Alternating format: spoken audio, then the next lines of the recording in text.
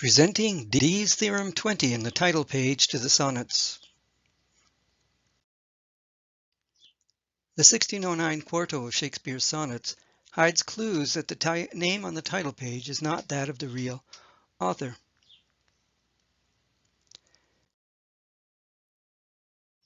We will use the 23-letter Latin alphabet gematria values and her big sister, the Latin alphabet repeated count, which I called the LARC.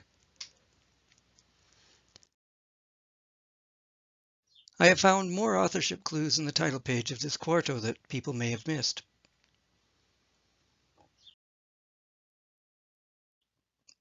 At least one clue pays homage to Dr. John Dee's Theorem 20 from his Monas Hieroglyphica, here seen on page 69 of an early edition.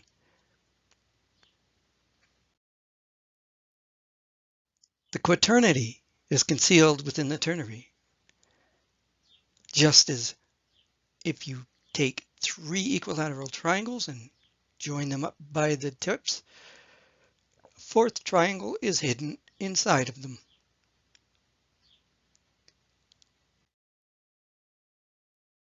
Let's start with some gematria sums.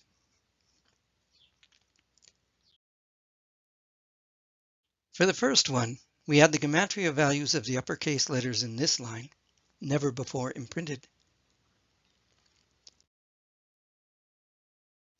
And then we subtract from that the number of lowercase letters.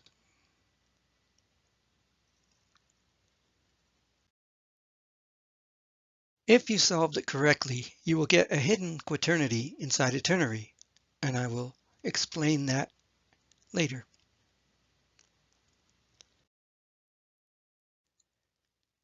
For number 2, we add the gematria values of the uppercase letters.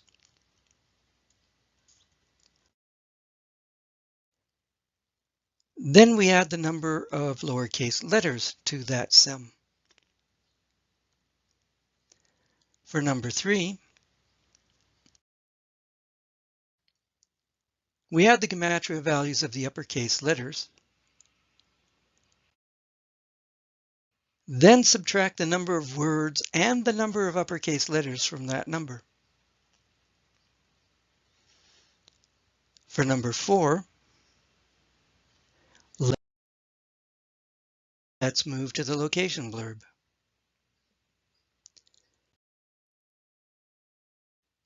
This is a simple gematria sum puzzle. What is the sum of the gematria values of at London? Here are the solutions.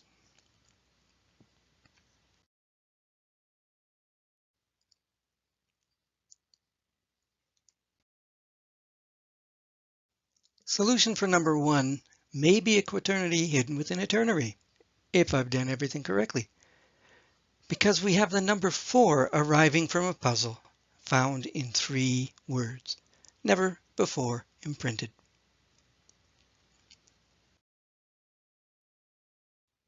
The solution for number 2 may be another quaternity hidden within a ternary, because 40 is 4 times 10. Again, taken from a puzzle, simple puzzle taken from never before imprinted, 3 small words.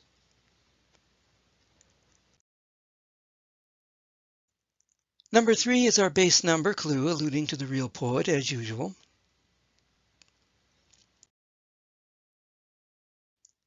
And number 4 is a digit sum number where the digits add to 17.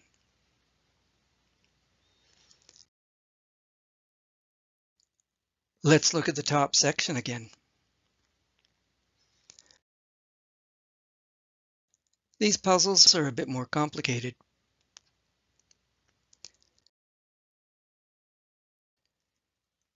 We add the gematria values of these isolated uppercase letters. Notice that the uppercase letters do not have a letter direct in the line directly above or below them.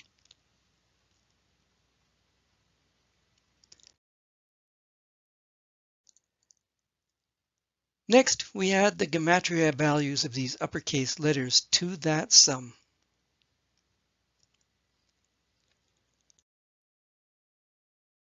Then subtract the gematria values of these letters in the yellow box. For number 7,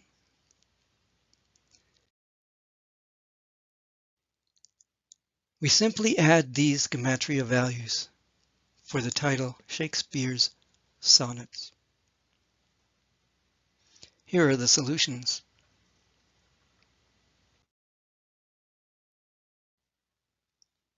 Number 5 is 89, number 6 is 40, and number 7 is 221. 221 is 17 times 13.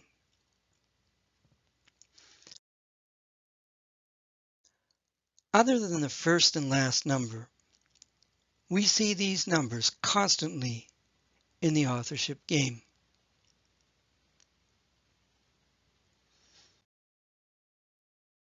This is not the only title page for the quarto. One was printed for William Astley to sell copies of the book. They are not identical, however. The publisher's credits are different.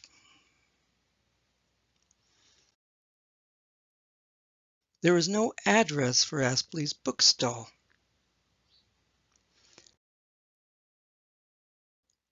Does this mean Astley was selling the book privately, away from a bookstall to friends or associates in another way?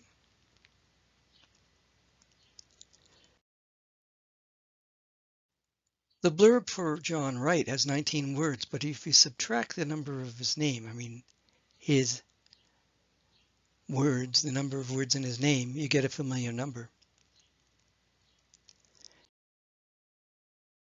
If you subtract that number from the date, you get a digit sum number.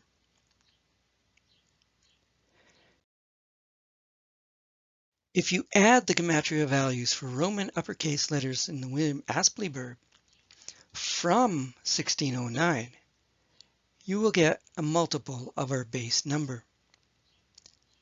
Here are the solutions.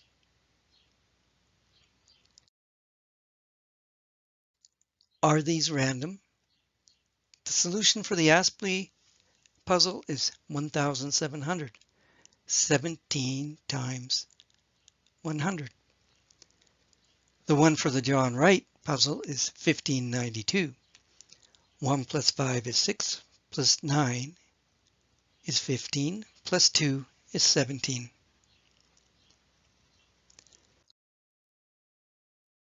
All the rest of the puzzles on these pages are the same.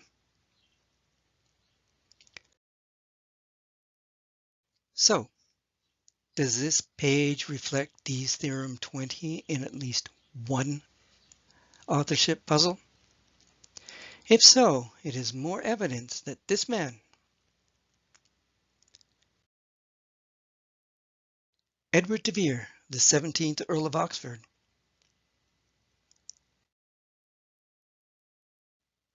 was writing as Shakespeare. Thanks for watching. Stay safe.